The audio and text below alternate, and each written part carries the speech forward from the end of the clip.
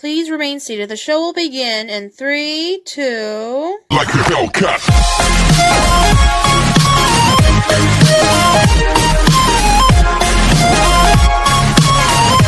Hello, ghoul friends, and all those who are freaky chic. I'm Phantom Traveler 87, and welcome back to my channel. I hope you all are having a wonderful Spooktober, and I wish you all a fantastic Halloween this year. The long-anticipated video is finally here, and I have been thrilled about this for months, ever since the announcement came for the new FNAF movie, and the trailer had dropped for the very first time. I probably have seen that trailer half a dozen times. And I have to admit, my first impression of this film, I was very impressed. And I'm not just saying that just because I'm a fan of FNAF. And I have been a fan for the past 8 years since the very first game. And I was never disappointed, not even once. And, despite the bad critic reviews on Rotten Tomatoes, which I respectfully disagree with them, I'm still going to share my analysis and my thoughts about this film. The production quality is immaculate. I loved the set design. The characters are so lifelike, and they have such soul to them and personality, and I was just on the edge of my seat the whole time. In my view, the plot had a very detailed and very thorough depth of creativity, and there was so much elegant charm to just seeing the characters up on the big screen. And as I mentioned before, just look at how they turned out. It's so authentic. And I just love how the movie just sticks to the source material. And, well, I do like how they also go off a little bit and introduce us to a couple new characters. And there's another little backstory added to that. And how it just blends and immerses itself into the universe of FNAF. It was really refreshing to see. And I'm really proud of Scott and his team. I'm just so satisfied with how this turned out. Sure, it might have a few minor flaws here and there, but I barely noticed them, because how can I complain, really? Now, there is something I do want to address, and I'm not going to dwell too much on it, because it's really not that big of a deal to me, personally. Now, some critic reviews complained generally about how the film was rated for PG-13. Well, the bottom line is, factually, the FNAF games that started this whole thing, they're PG-13. And others were complaining about, well, there's not enough gore in it, it's not scary enough, these animatronics don't look terrifying. Well, let me address those, because I want to put my point across, but I'm going to try to put it as respectfully as possible, and you guys can take it with a grain of salt, because we all need to take all this with a grain of salt and just accept it as it is, because everybody has their own opinion. Okay? Yes, FNAF is, as a whole, PG-13. It usually hits its target audience, not just with gamers and readers, but as moviegoers. It's not just for those ages 13 and those below, obviously. Sure, the little kids enjoy it because, usually with their parents allowing them, with adult supervision, to even so much as go near or touch this type of fandom, because it falls into a very gray area. But what people need to understand, because I'm sure not a lot of people realize this, is that with the FNAF games, ever since the first one came out in 2015, each of these games, they've always been a bit mild and tame with the violence.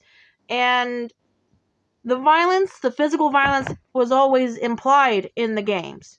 And little by little, we were given a little bit more information in regards to the lore. So, and I'm sure that a lot of us, were kept thinking and making up our own theories and such about some of the unanswered questions and regarding these characters. And sure, there wasn't a whole lot of gore in this film. Well, there doesn't have to be. And that's my perception, because it would have been a lot of overkill, I think. And I felt it would have been a little too distracting from everything else that was going on in the background.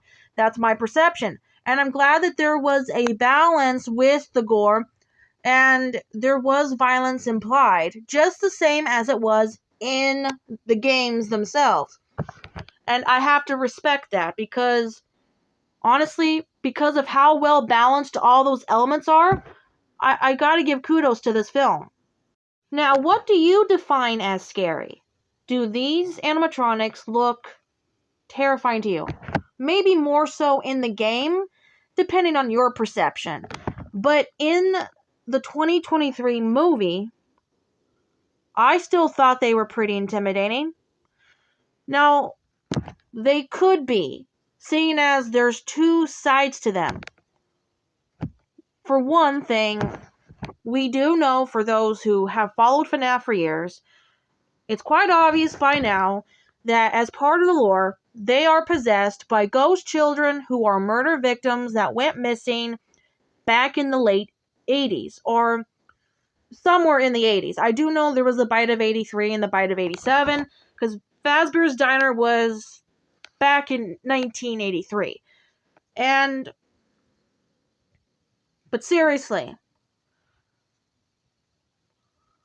possessed animatronics that go on a murderous rampage because they feel trespassed on. And seriously, do I really need to justify this? Because I really truly feel that if this was something that you'd wake up to in the middle of the night, standing outside your bedroom door, wouldn't you be maybe a little freaked out by this? Because especially considering how dark and eerie the material is, as far as the history of Fazbear's throughout all of the games, in which, like I said before, we're given snippets of new information throughout each game, and it's all gradually building, just like it is in the movie, so we have a fresher perspective on, really, of what's going on. And really, the games, they just kind of left you wondering a bit, especially the first one, but the books, they went more into, like, a lot deeper into the history. Now, the movie itself, it still followed the source material. Personally, I thought the whole thing was pretty scary. It even made my mom creeped out a bit. And if it accomplished that, then it definitely made a very good horror film for what it is. Now, it being rated PG-13 again, it just mostly, I think it being rated that is understandable, because really, this not only just appeals though to those 13 years old or anyone below, because I'm sure that plenty of adults take their kids to play these games anyway with adult supervision, but I really was happy with this film. Really happy. The insane amount of love, effort, energy, time, just dedication with Scott's aid. I think that this film is a masterpiece for what it is. Sure, maybe it's not super perfect in every aspect of the word, but it's something that needs to be treasured and cherished. And, of course, I just want to remind you guys, in case you're probably like thinking, oh boy, this is going to have spoilers, isn't it? Well, it's not. Because I'm not going to make any big reveals about what's going on in the film for those who haven't seen it. Because you need to see it for yourselves. And I just, I absolutely love it. It's really hard to find anything to complain about with it because, I know that Rotten Tomatoes gave it a score of 27%, which isn't very good at all. But their reviews aren't really all that relevant because they're not the only opinions that matter.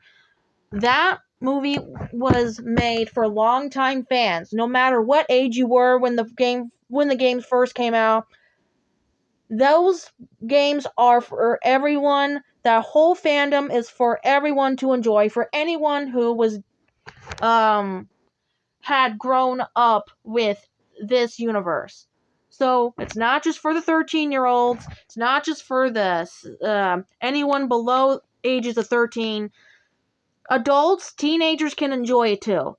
And I'm sure there's hundreds, thousands of them that will tell you that no matter what age they were at, when they first saw this game, the first game came out in this whole movie, no matter what age they are, they love it. I'm sure of it. Now, sure, not everyone is going to love the same thing. Not everybody likes horror. And as I've said before, just take it with a grain of salt. Because everybody is different. Everybody has a different opinion. You may not like it. You may think it's stupid how some people are going to say this movie is bland, it's boring, it's dumb, and it was just poorly made. Google Reviews has an overall score of 4.4 out of 5 stars. Now, you don't have to solely just base your opinion on this movie just by watching the entire 110 minutes of screenplay from start to finish. You can make a review on a movie starting with the trailer itself because trailers have the purpose of trying to capture your attention and trying to evoke a positive reaction or to simply just get you interested and watch the movie when it does come out. And generally, that's how I make my decision on whether or not I'm going to go see a new movie that's going to be released. I don't only just watch the trailers half a dozen times or more, but I also look at the reviews. I don't just look at one source of reviews where the reviews might be bad. Just like in this instance, Rotten Tomatoes only giving it 27% score. The Google reviews are much higher because generally a lot of those are fans from over the years. The saving grace with this film is the fact that it is a box office success. Now, I wanted to share this screenshot from this article by Brooks Barnes because it's important for me to convey the message that a lot of people really appreciated the project behind making this film. And I'm just going to read it out loud, this portion right here. Film based on horror survival video game is surprise box office hit. Five Nights at Freddy's, which sold an estimated 78 million in tickets at North American theaters, reinforced moviegoers' desire for something other than a sequel. Five Nights at Freddy's was released in both theaters and on streaming platforms such as Peacock. That was common during the epidemic, but most studios have returned to the traditional way of releasing movies. Posted October 29, 2023. Hey guys, so I just want to finish off this review video with a few other things that I just want to talk about and relay, just so that, nobody thinks I'm really being a jerk here, because, yes, everyone has their own opinion. And personally, I don't care much for the critic reviews because I'm not going to primarily focus on that in my daily life because really, they're just opinions. They're not the only opinions that matter. FNAF is for longtime fans, not just for the kids, Generally, anyone of any age can enjoy the universe. The games, the books, and of course the movie.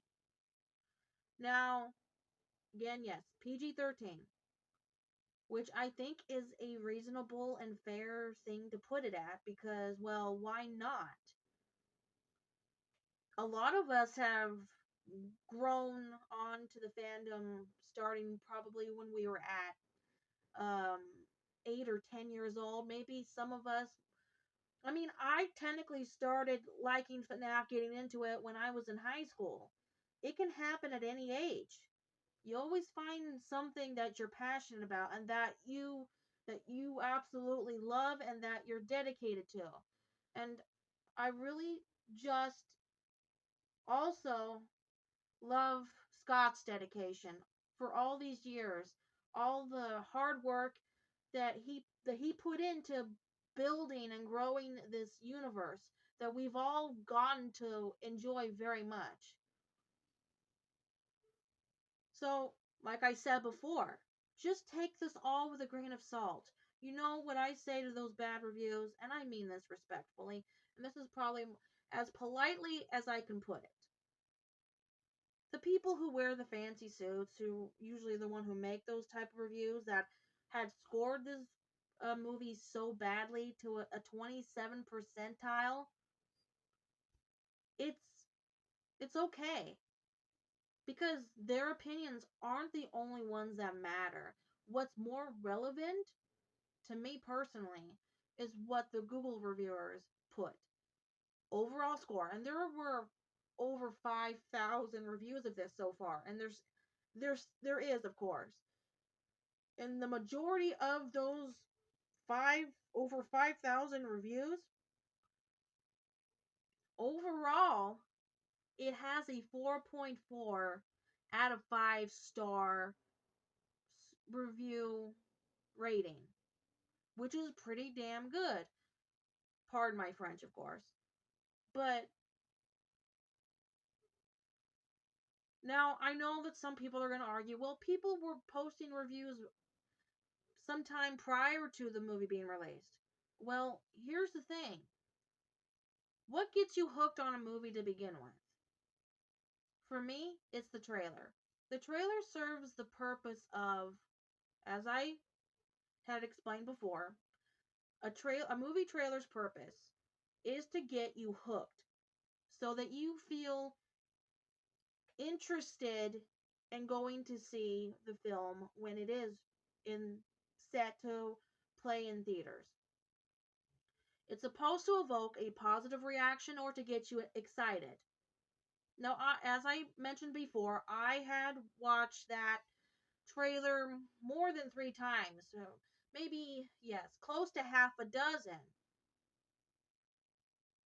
And yeah, you can just base your opinion of that film solely just mostly based on just watching the trailer more than 2 or 3 times. And that's okay. You don't necessarily have to just base your opinion on just 100 and, well, not just, I'm not going to just say just, but you don't have to just have a valid opinion or make a valid point, one or two of them, to place your argument that it's a good movie just by watching 110 minutes of screenplay from start to finish. You can also just watch the trailers and start developing your opinion that way of what you really think of it. Because really, that's how I had established my opinion of the film to begin with, was by watching the trailer. Because I've seen it more than once. It was playing every day, every time I've gotten home. I would hear about it everywhere. Anywhere where I walked or had gotten to in my daily life, it's what I would hear about. And yeah, and I will watch this movie again. And it's something that I would recommend to anyone. Especially if you're someone who's new to FNAF, probably.